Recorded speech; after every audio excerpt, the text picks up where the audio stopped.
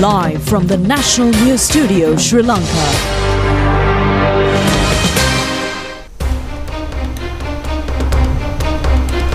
Hello there, good evening and welcome to the 9 PM news on the prestigious channel of Sri Lanka. I'm Niket Karunaratne. A very good evening indeed. I'm Sharifah Tahir. Let's take a look at the headlines.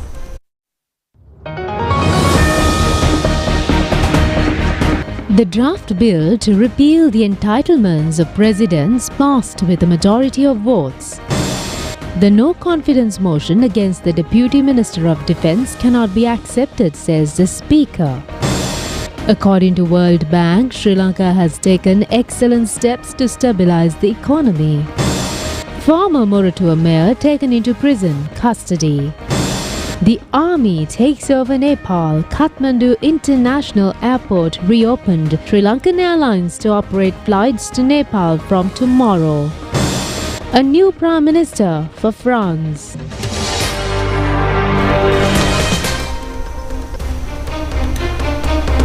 On to those and other stories in detail now.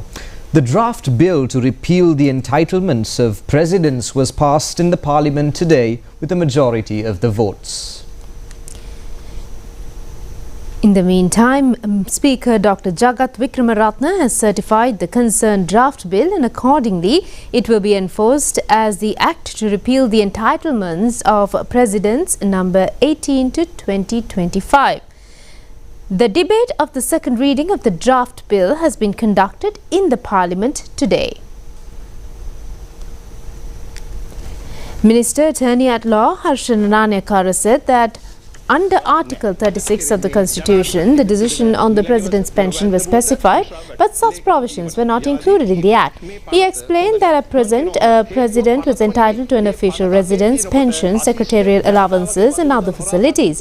He stressed that the Act was not good because when it remained in force, it allowed rulers to misuse public tax money. He mentioned that such laws were often abused. He referred to two cases, one where former President Chandrika Bandaranaike Kumaratunga had, by a cabinet decision in 2005, acquired a plot of land to build a house, claiming entitlement under the 1980 Act, and another where former President Maithripala Sirisena, upon retirement, sought cabinet approval for security and facilities, including the official residence at Mahagamsekara Mawatha, official vehicles, utility bills, and other expenses, invoking the 1986 Presidential Entitlements Act. He noted that in both cases, the courts had not allowed such claims because they were not provided in the Act.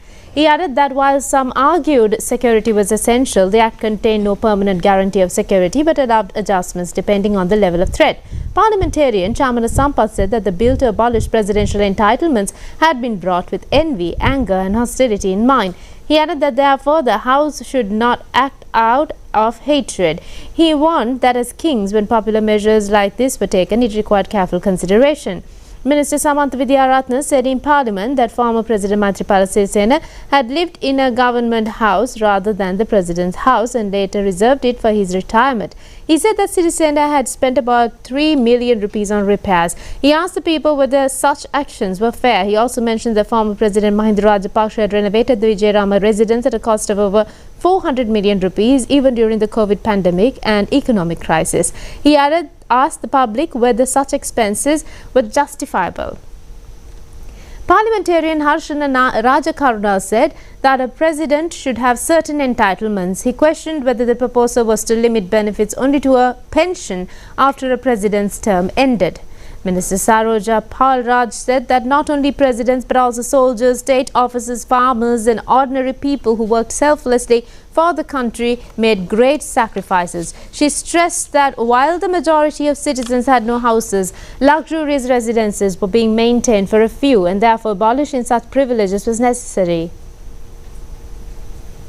Parliamentarian Prasad Siriwardana said that with regard to security during the presidency of Mahinda Rajapaksa, The withdrawal of security for Major General Janaka Pereira had led to his assassination by the LTTE. He argued that therefore the security and dignity of presidents and their families should be maintained. He said that if unnecessary benefits were removed, it would be acceptable, but security should remain.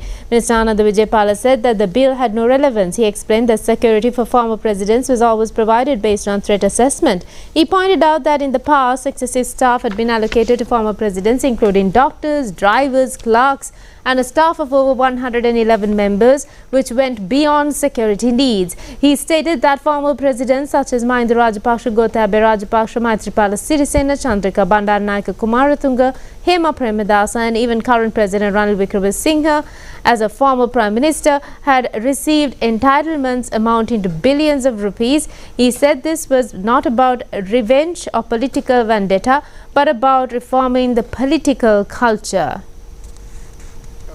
අරක්කමි 8යි සහායක නිලධාරි 13යි භෝජන වේදී 8යි කාර්මික ශිල්පීන් 3යි සාරික අභ්‍යාස උපදේශක 1යි විශේෂ කාර්මික වෘත්ති 9යි ශූනක පාලක 1යි මේ පහුගිය අවුරුද්ද ගත්තොත් විශ්‍රාමික ජනාධිපති ආර්යා හේමා ප්‍රේමදාස මැතිණිය 26,890ක් චන්ද්‍රිකා කුමාරතුංග බණ්ඩාරනායක මැතිණියට 1,16,64,348ක් මහින්ද රාජපක්ෂ මහත්මයාට 5,46,52,990ක් මෛත්‍රීපාල සිරිසේන මහත්මයාට 1,57,72,450 ගෝඨාභය රාජපක්ෂ මහත්මයාට 1,22,881ක් රනිල් වික්‍රමසිංහට 34,92,309ක් වශයෙන් රුපියල් 9,75,48,839ක මුදලක් වැය කරලා තියෙනවා මේ හිමිකම් පනත යටතේ ගෙනෙන කාරණා වෙනුවෙන්. මේක දේශපාලන සංස්කෘතියේ ප්‍රශ්නයක් නැත්නම් දේශපාලන සංස්කෘතිය වෙනස් කිරීමට අදාළ කාරණයක් මිස කිසිවෙකුම පරිගැනීමේ චේතනාවෙන් සිද්ධ කරන කාරණයක් නෙවෙයි.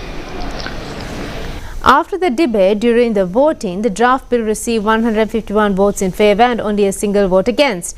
Accordingly, the draft bill to repeal the entitlements of presidents was passed in the parliament with a majority of 151 votes. Speaker Dr. Jagat Vikramaratne informed the parliament that the draft bill to repeal the entitlements of presidents has passed without amendments after the third reading.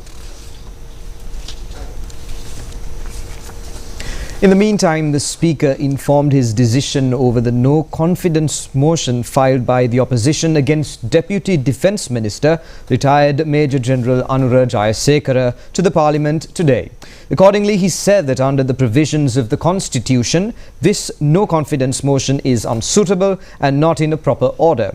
The Speaker stated therefore he is unable to accept it due to these reasons.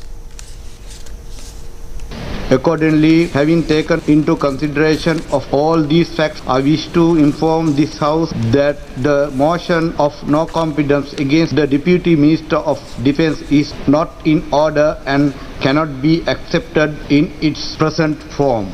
Samagi Janabalvega MP Gayantha Karunapilaka asked the opposition members whether it was not the case that the Attorney General had advised the Speaker that there was no legal barrier to bringing a no-confidence motion and whether the Secretary General had given any advice. The Speaker replied that members should carefully study his statement word by word. He further explained that in addition to that, parliamentary precedents such as those from the UK House of Commons could be examined and reports on such precedents would be made available. He said that if there were no specific rules, then the Parliament itself had the authority to act accordingly. Opposition leader Sajith Premadasa argued that when a Deputy Minister was part of the executive, it could not be claimed that the standing orders prevented bringing a no-confidence motion against him. The Speaker responded to the opposition leader, saying that he should carefully study the statement already issued as it clearly explained the matter. Opposition leader Sajith Premadasa reiterated that a no-confidence motion or a censure motion could indeed be brought against a Deputy Minister who exercised executive powers and there was no obstacle. The Speaker replied that regardless of what was said, there was no such procedure available. Leader of the House, Minister Biman Ratnayaka, explained that once the Speaker had given a ruling, the standing orders did not provide space for a debate. He said that although no such provision existed, the Speaker had nevertheless allowed the issue to be discussed. He noticed that the government had already made its position clear and was ready to debate the matter at any time. However, he stressed that whether a motion was properly brought before Parliament had to be judged according to the Constitution, the standing orders and the Speaker's rulings. He stated that if attempts were made to introduce matters outside of these procedures, the government would not accept it. He concluded that as long as the rules and the Speaker's directions were followed, the government had no objection and was prepared to debate the issue whenever necessary. According to the World Bank, Sri Lanka has taken excellent steps to stabilize the economy of the country. Accordingly, Sri Lanka will be able to achieve an economic development greater than many other countries in the world during the next 3 years, says a communique issued by the World Bank. The State Monetary Review of the World Bank has been released. The theme this time has been a balanced monetary comparison. This review, being conducted since 1980, covers 123 countries of the world. It has also been considered as a sharp and speedy review according to the international conditions. This review is conducted once in every 5 years with the participation of member countries. According to the review, Sri Lanka will be able to maintain a stable 2% income increase until 2029, maintaining properly the economic development and equanimity. The regional director of the World Bank, David Sisland, says that Sri Lanka should be determined to achieve a better result from each rupee it earns and spends. The review has also pointed out early 8% of the gross domestic product has undergone a positive change for the 3 years in accordance with international standards. The bank has also pointed out that this situation is a speedy improvement compared with most countries in the world. The army and the other security institutions have taken the responsibility of safeguarding law and order and peace in Nepal in the face of violent activities. According to a press communique issued by the Ministry of Foreign Affairs, the safety of all Sri Lankans living in the country has been ensured. According to the Nepalese army, this step has been taken in order to increase security since certain groups are engaged in looting, arson and destruction of property in the guise of protests. Raja Lakshmi Chitrakar, the wife of a former Prime Minister Jalanath Khanal, died due to arson conducted at her residence in the capital Kathmandu. 21 persons have died so far in clashes in Nepal. According to reports, another 500 persons were injured. The protests in that country commenced against the decision of the government to ban 26 social media platforms. With the escalation of protests, the government of Nepal took steps to reinstate social media. The protest started against the ban and later turned out to be a protest against the government. In the face of protests, the Nepalese Prime Minister KP Sharma Oli resigned from his post. In the meantime, according to reports, the protesters torched a large number of houses of top-level officials, including the residence of the president. The Parliament complex, Supreme Court buildings and the office of the Congress Party have also been torched by protesters. Reports further state that nearly 900 detainees held in 2 prisons have escaped during protests. 3 ministers have also resigned, while security in and around Kathmandu has been beefed up with curfew being imposed. Several ministers have been shifted to safety via helicopters due to the continuing violent situation. Schools in the capital Kathmandu have also been closed down. The Ministry of Foreign Affairs has instructed Sri Lankans living in Nepal to stay in their homes. According to the ministry, the Sri Lankan embassy staff in that country can be contacted throughout 24 hours via number +977 985 104 8653. Sri Lankans in Nepal have been advised to stock water, dry rations and essential medicines at all times. The Ministry of Foreign Affairs affirmed that steps have been taken to ensure the safety of Sri Lankans with close observation of the present situation of the country. 73 Sri Lankan pilgrims who were in Nepal in a pilgrimage to at Lumbini are waiting at the Nepal border in order to enter India. According to the ministry, the officials of the Sri Lankan embassy are coordinating with the pilgrims continuously. The Kathmandu Tribhuvan International Airport closed down due to the violent situation that has arisen and has been reopened for flights from today, according to the Civil Aviation Authority of Nepal. Meanwhile, the Sri Lankan Airlines will recommence its suspended flights from tomorrow. Former Mayor of Moratuwa Municipal Council, Samanlal Fernando, who was arrested by the Bribery Commission, has been remanded until the 23rd of this month. This order was given when he was produced before the Colombo Chief Magistrate Court today. He was arrested this morning under the charge of corruption. He was offered 112 contracts of the Maganam Guma Urban Internal and Rural Road Development Program in 2013 to 12 community-based societies under his bill, which he has offered. It is also stated that he has made payments to outside parties, disregarding the parties to the agreement against the financial regulations. In addition, he is alleged to have been committed the offence corruption by illegally and unjustifiably mediating for these projects. Former Navy Commander Nishantha Ulugethanna has been further remanded until the 24th of this month by an order of the Polgahawala Magistrate PPJ Fernando. The suspect is accused of abducting and disappearing a person who was undergoing treatment in the Kurunagala hospital following an arrest by the Alawa police in 2010. Minister Ananda Vijaypala says that a people-friendly police service has to be created. He made this observation at the passing out ceremony of newly recruited police officials at the Police Training College, Kalutara, yesterday. Minister Ananda Vijaypala said that at present as a society, the country is facing degeneration. There is an objective of the government to come out of this situation and to take the country towards a better direction. The government will provide the necessary leadership for this purpose. The irritants visible in public relations with police, which is a shortcoming that has to be removed, the minister elaborated. The police have been requested to treat innocent people ethically and address them politely. The general public is also requested to provide the contribution of the citizens to create a people-friendly police service. IGP Priyantha Veerasurya observed that there are 4 major threats which destroy the professional lives of police officers. Bribery and greed for money, drunkenness, drug addiction are among major threats. The service of 310 officers has been terminated in this regard. They have been requested not to fall prey to bribery or corruption at any time. In such circumstances, disciplinary action will be taken regarding the concerned officers irrespective of their status. The government will never hesitate to sack them from service. 367 new police constable recruits and 29 police constable drivers passed out on this occasion after completing an 8-month training course. Prizes and certificates were awarded under 5 categories to officers who excelled and displayed skills during the training period. Secretary to the Ministry of Public Security Ravi Sanaviratna, IGP Priyantha Veerasurya and a number of other officials graced the occasion. According to the Socialist Youth Association, the opposition is disturbed regarding the action taken against narcotics, net and organized criminals. They made this observation at a media briefing held today at the JVP office at Palavatta.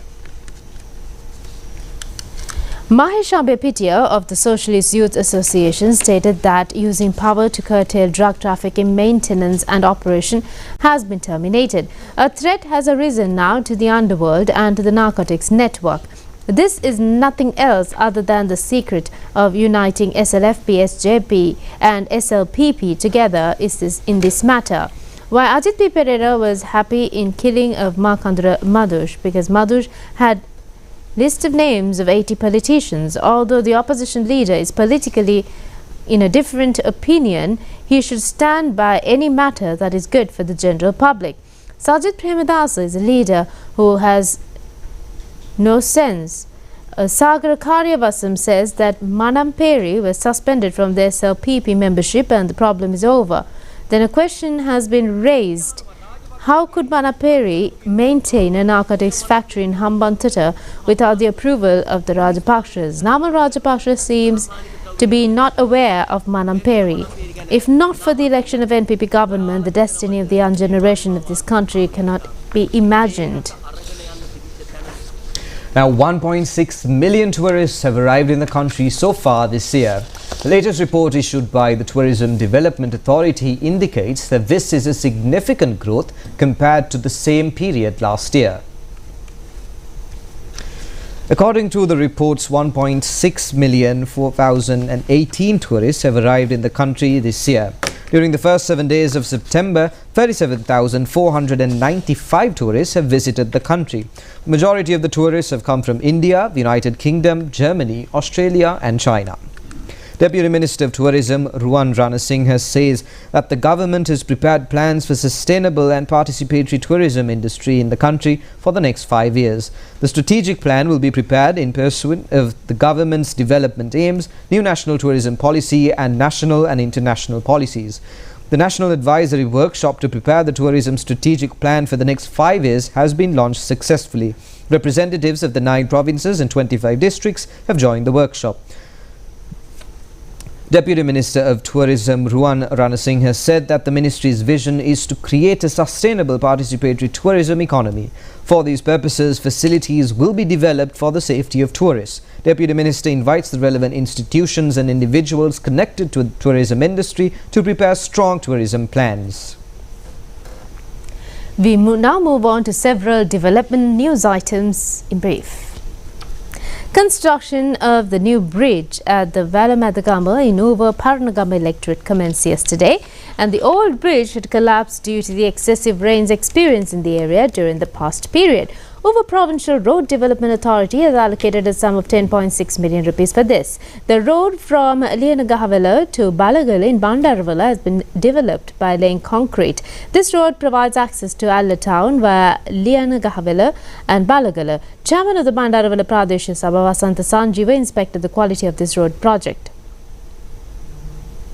Construction of new houses for 28 families who were rendered homeless due to a landslide which occurred at Muloya Estate in Hangurankata in 2005 started recently. Foundation stone was laid yesterday to construct a storehouse to store finished products of Lanka Phosphate State Company at its premises.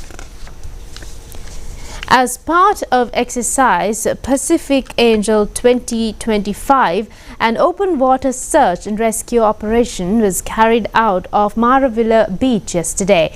The multinational exercise brought together the United States Pacific Forces, Royal Australian Air Force, Japan Air Self-Defense Force, Indian Air Force, Maldivian National Defense Force and Bangladesh Air Force as key participants. Enhancing the scope and interoperability of the mission, the Sri Lankan Navy also played an active and integral role in the operation. The open water search and rescue operation was bolstered by a strong mix of air and naval assets. The United States Air Force deployed a C-130J aircraft, while the Sri Lanka Air Force contributed a Bell 412, a B-212 helicopter and a King Air 350. Adding to the joint effort, the Sri Lankan Navy engaged selected naval platforms, ensuring comprehensive support for the mission.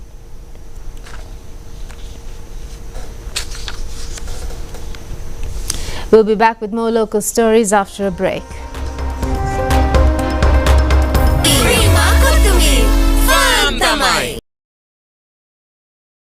கொளுத்துற வெயிலையும் ஒவ்வொருத்தரும் அவங்க வீட்டு கஷ்டத்துக்காகத்தான் பாடுபடுறாங்க.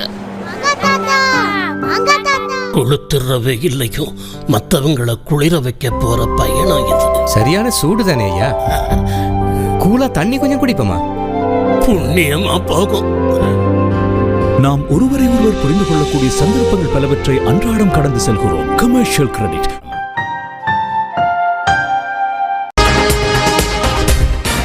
Live from the National News Studio, Sri Lanka.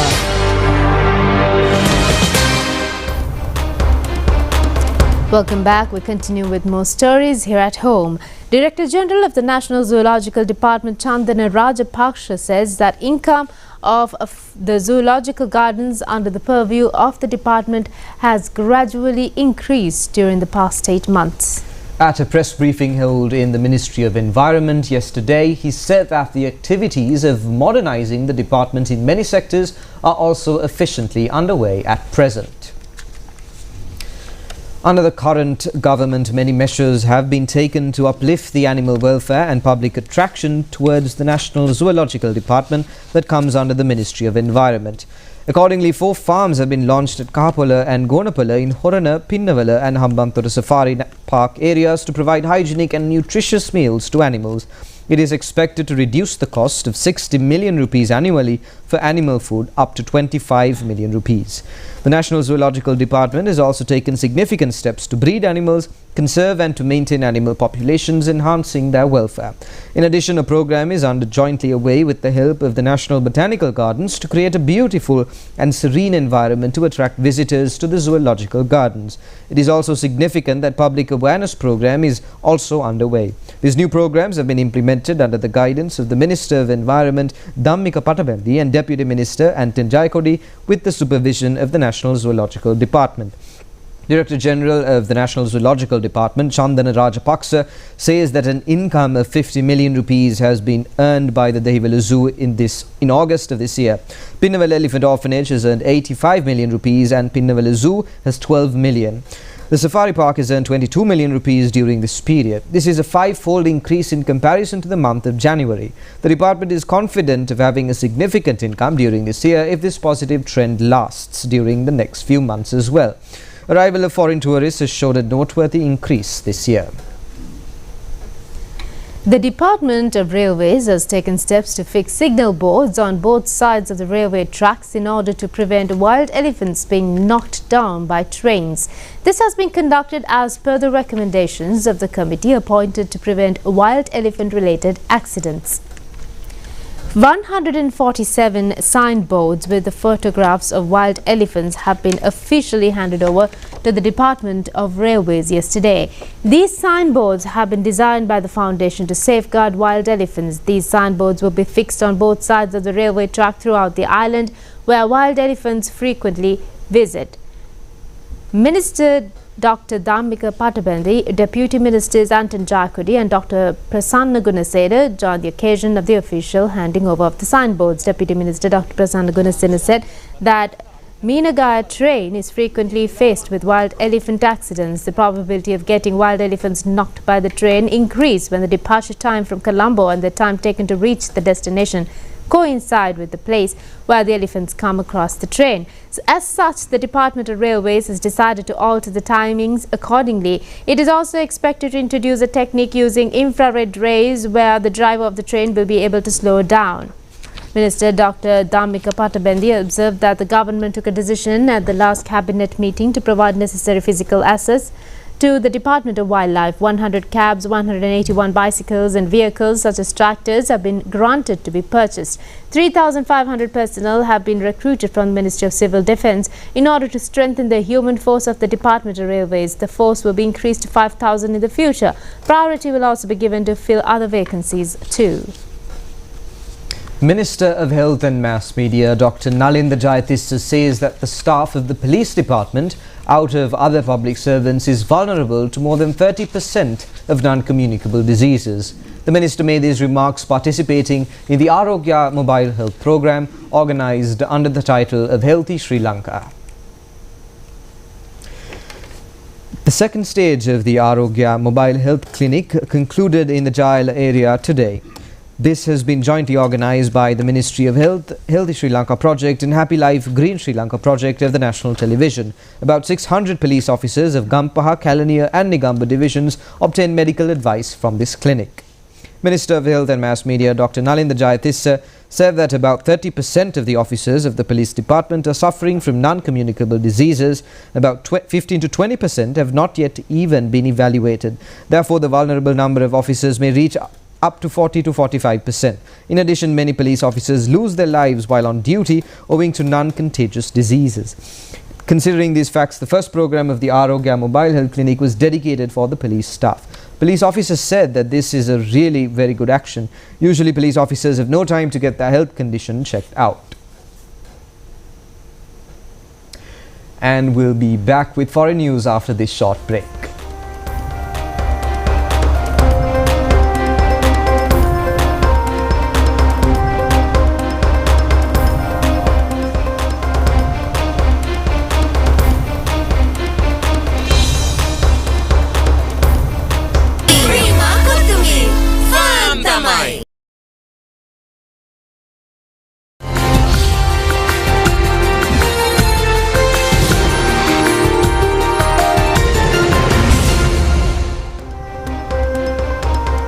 Welcome back, and taking a look at foreign news for tonight. French President Emmanuel Macron has appointed Sébastien Lecornu as the new Prime Minister, a day after François Bayrou was forced out in a confidence vote.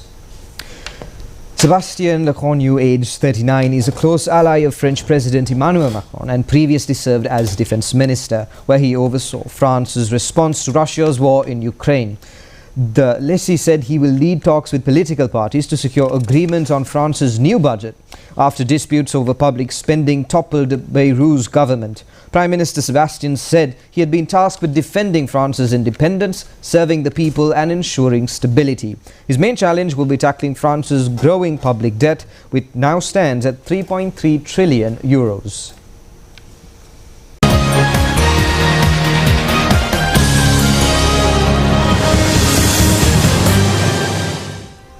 And taking a look at sports news, the Maldives won the championship at the South Asian Super Cup football tournament. The second stage of the tournament ended in a draw. The South Asian Super Cup football tournament between Sri Lanka and the Maldives was played in two stages. The second stage was held at the racecourse grounds in Colombo yesterday, and during the first half of the match, both the sides were unable to score goals. During the second half, both teams scored one goal each, and the match ended in a draw with one goal each. The Maldives won the championship since they were able to beat Sri Lanka 3-0 in the first stage of the tournament.